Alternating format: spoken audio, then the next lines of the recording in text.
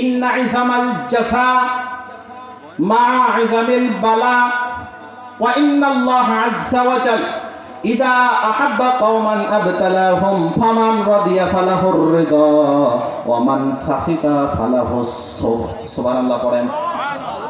ইন্না ইজামাল জাযা মা ইজামিল বালা, যার উপরে বালা মুসিবত বিপদ আপদ যত বেশি, রব্বুল আলামিনের কাছে তার পুরস্কারও তত বেশি।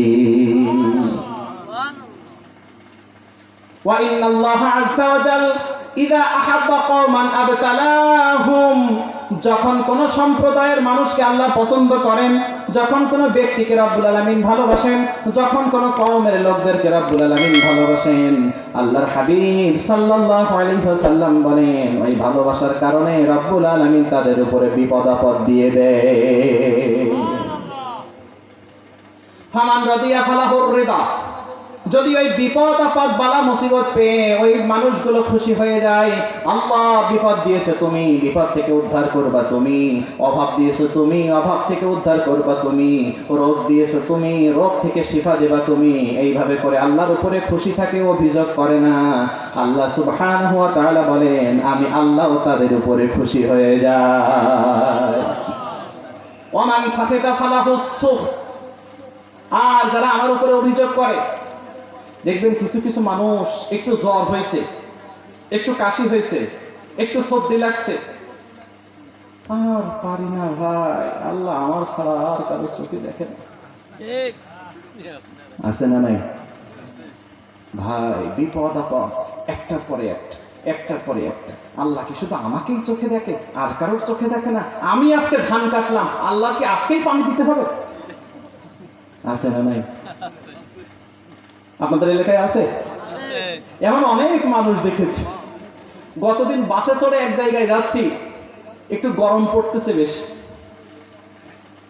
প্রচন্ড রোদের মধ্যে যখন বাসে চড়বেন, এরপরেও লোকাল বাস এখানে থামে সেখানে থামে, 2 মিনিট দাঁড়ালে মনে হয় 8 ঘন্টা দাঁড়ায় আছে। এই যাও যাও যাও, মানুষ ভুলেই যায় যে এখানে একটা লোকাল বাস, তালার বাজারে একটু দাঁড়াবে, পাইকগাছা বাজারে একটু দাঁড়াবে, ওইদিকে একটু দাঁড়াবে, এটাই তো লোকাল বাসের সৌন্দর্য, ঠিক না? ঠিক।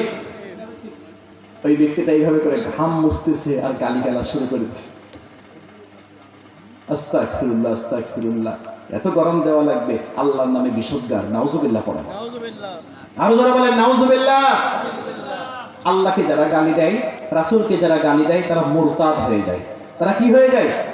আরো যারা বলেন তারা কি হয়ে যায়? মুরতাদ হয়ে যায়, ঈমান শেষ। তাদের জীবনের সব আমলগুলো নষ্ট হয়ে যাবে, কোনো আমল কাজে আসবে না।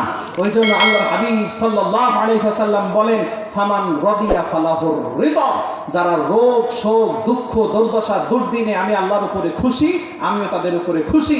আর যাদের উপরে একটু রোগ এসেছে অভিযোগ করেছে, অভাব এসেছে অভিযোগ করেছে, বিপদ এসেছে অভিযোগ করেছে, আমি আল্লাহর গালি দিয়েছে, এইটা করেছে সেইটা করেছে, ওয়ামান সাফিতা ফালাহুস সুখ, আমি আল্লাহ তাদের উপরে অখুশি হয়ে গেছি। আর এইটা মনে রাখিয়েন, আল্লাহ যদি কোনো জাতির উপরে অখুশি হয়ে যায়, সেই জাতিকে আল্লাহ কঠিন শাস্তি দিয়ে দেন। জোরে বলেন ঠিক না বেঠে? তাহলে রোগ দিয়ে পরীক্ষা আছে না নাই প্রিয় ভাইরা? জোরে বলেন একটু, জোরে বলেন আছে না নাই? কিন্তু সুখের খবর হলো এই, আল্লাহ সুবহানাহু ওয়া তাআলা যাকে রোগ দিয়ে দেন, এমন রোগ আল্লাহর উপরে এসে নারাজ হয় না, আল্লাহর উপরে কোন রকম অভিযোগ পেশ করে না, সন্তুষ্ট চিত্তে মেনে নেয়, আল্লাহ তুমি বুঝি ভালো মনে করেছো তাই আমাকে রোগ দিয়েছো। এইভাবে করে যদি রব্বুল আলামিনের উপরে খুশি থাকে, আল্লাহর হাবিব বলেন ওই ব্যক্তির রোগের কারণে এমন হয় আল্লাহ তার জীবনে আর কোনো গুনাহই রাখেন না, সে নিরপরাধ হয়ে আল্লাহর জমিনে ঘুরে বেড়ায়।